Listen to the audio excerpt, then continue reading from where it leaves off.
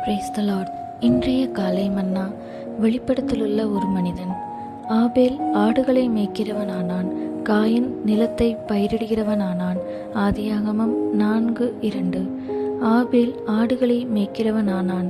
மனிதன் தெரிந்து கொண்ட முதல் வேலை ஆடுகளை மேய்த்தலாகும். அது ஆத்துமாக்களை பராமரிப்பதை குறிக்கிறது. அதுவே மிகச்சிறந்த வேலையாகும். நமக்கு ஒரு மேய்ப்பனின் இருதயம் அவசியம். மற்றவர்களை குறித்தும், அழிந்து போகிற ஆத்துமாக்களை குறித்தும், பற்பல தேவைகளோடு இருப்பவர்களை குறித்தும் நமக்கு ஒரு பாரமும் கரிசனையும் கவலையும் இருக்க வேண்டும்.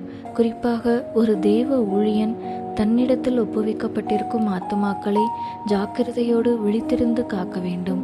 தேவன் ஆபேலையும் அவனது ஊழியத்தையும், அதாவது அவனுடைய காணிக்கையையும் அங்கீகரித்து கனம் பண்ணினதாக நாம் பின்னர் காண்கிறோம். அவ்வாறே கர்த்தராகிய இயேசுவை மனப்பூர்வமாக செவிப்பவர்கள் பிதாவானவரால் கனப்படுத்தப்படுவார்கள். காயின் நிலத்தை பயிரிடுகிறவனானான். ஆபேலின் வேலை தேவனுக்கு மிகவும் பிரியமானதாய் இருந்தது நிமித்தம் அவன் தெரிந்து கொண்ட உத்தியோகம் முதலாவதாக குறிப்பிடப்பட்டுள்ளது. ஆபேல் ஆடுகளுக்கு ஊழியம் செய்து கொண்டிருந்த போது காயின் தேவனால் சபிக்கப்பட்ட பூமிக்கு சேவை செய்து கொண்டிருந்தான். தேவன் நாடி தேடுகிறதான மற்றவர்கள் மேல் கரிசனையுள்ள இருதயம் காயினுக்கு இருக்கவில்லை என்பது தெளிவு. பின்னர் தேவன் அவனிடம், உன் சகோதரனாகிய ஆபேல் எங்கே என்று கேட்டபோது, என் சகோதரனுக்கு நான் காவலாளியோ என்று அவன் அவருக்கு பதிலளித்ததிலிருந்து இதனை நாம் விளங்கிக் கொள்ளலாம். ஆபேல் வெளிப்படுத்தலுள்ள ஒரு மனிதனாயிருந்தான்.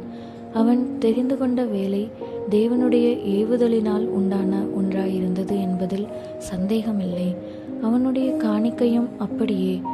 ஆபேல் தன் மந்தையின் தலையீற்றுகளிலும் அவைகளில் கொழுமையானவைகளிலும் சிலவற்றை கொண்டு வந்தான் என்று ஆதியாகமம் 4:4 நாம் வாசிக்கிறோம். மந்தையின் தலையீற்றுகள் மந்தையிலுள்ள மிகச் சிறந்தவையாகும். மந்தையின் கொழுமையானவைகள் என்பதிலுள்ள கொழுமை என்பதற்கு எபிரேய மொழியில் உபயோகிக்கப்பட்டுள்ள பதம் மிகச்சிறந்த பகுதி என்று பொருள்படும்.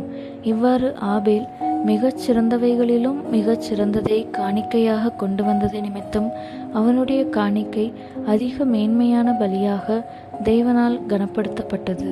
விசுவாசத்தினாலே ஆபேல் காயினுடைய பலியிலும் மேன்மையான பலியை தேவனுக்கு செலுத்தினான் என்று எபிரேய நிருபக்காரன் கூறுகிறார். விசுவாசம் புதிய வெளிப்படுத்தல்களை அளிக்கிறது.